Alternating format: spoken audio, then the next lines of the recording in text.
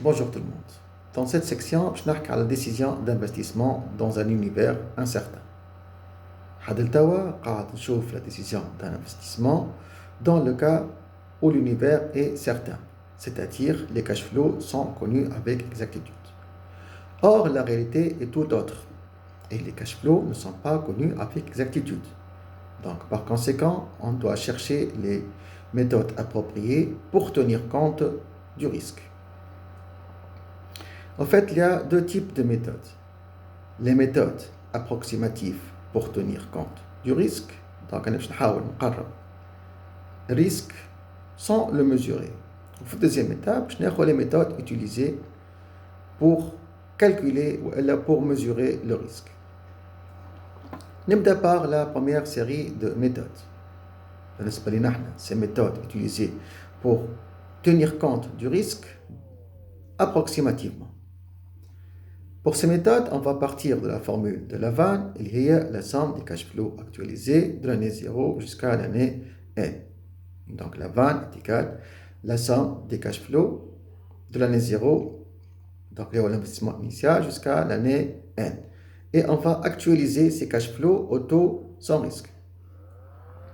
Pour tenir compte du risque, la première possibilité, c'est d'agir sur la durée. Je نحسب la vanne de l'année 0 jusqu'à l'année N, je vais retrancher un certain nombre d'années pour tenir compte du risque.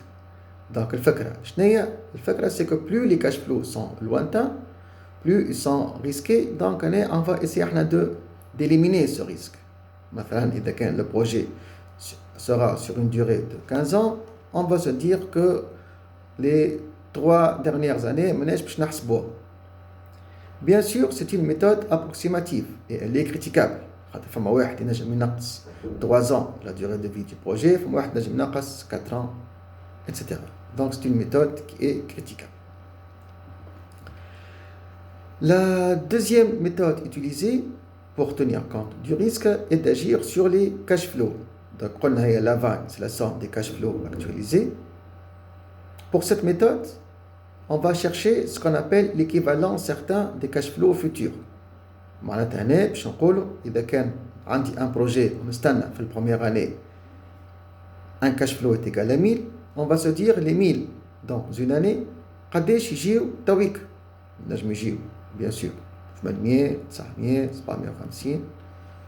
Donc on va multiplier les cash flows futurs par un coefficient. Donc comme la méthode l'oulaniyya, cette méthode elle est critiquable. Donc le coefficient les cash flows futurs est très subjectif. Enfin la troisième méthode, les subjectif, c'est le fait de modifier le taux d'actualisation. La formule de Lavan, le taux utilisé jusque-là est le taux sans risque. Pour tenir compte du risque, on va augmenter le dénominateur. Donc, on va actualiser les cash flows au taux T. On va les actualiser à notre taux. Il y aura le taux sans risque plus une certaine prime appelée prime de risque. Donc, comme je l'ai dit, toutes ces méthodes sont critiquables du fait qu'elles sont subjectives. La deuxième série de méthodes, les méthodes utilisées pour mesurer le risque, on va essayer de quantifier le risque, on va essayer de le mesurer. Donc, je vais نحسب deux indicateurs. Je نحسب l'espérance de la vanne ou l'écart type de la vanne. L'espérance de la vanne est la moyenne attendue de la vanne. مثلا إذا كان عندي un projet où fait des cash flows futurs 1000 avec une probabilité de 0,5 et 2000 avec une probabilité de 0,5, donc la moyenne attendue sera 1000 fois 0,5 plus 2000 fois 0,5 est égal à 1500. Donc comme on peut voir, il y a une dispersion des cash flows, une probabilité attendue pour chaque projet. Donc on va savoir les probabilités.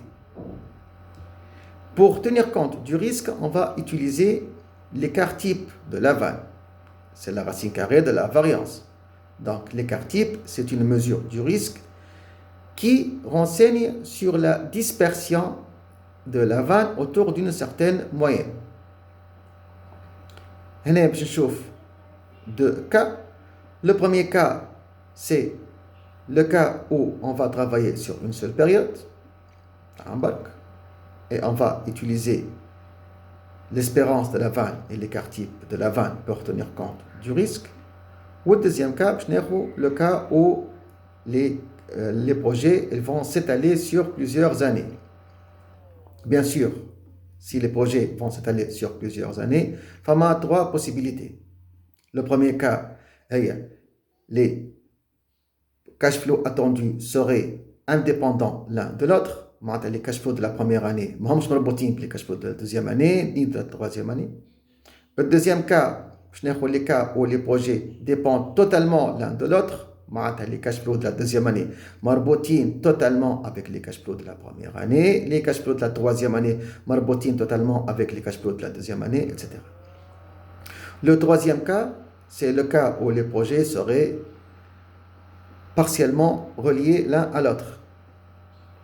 Donc, c'est la méthode de l'arbre de décision. Et c'est la méthode donc elle est dans la pratique. Donc voilà. Donc pour résumer, il y en a plusieurs méthodes pour tenir compte du risque. Les méthodes les plus utilisées sont l'espérance de la vanne et l'écart type de la vanne. Donc, je vais vous donner des exemples pour ces méthodes et on va essayer de les expliquer plus tard. Au revoir.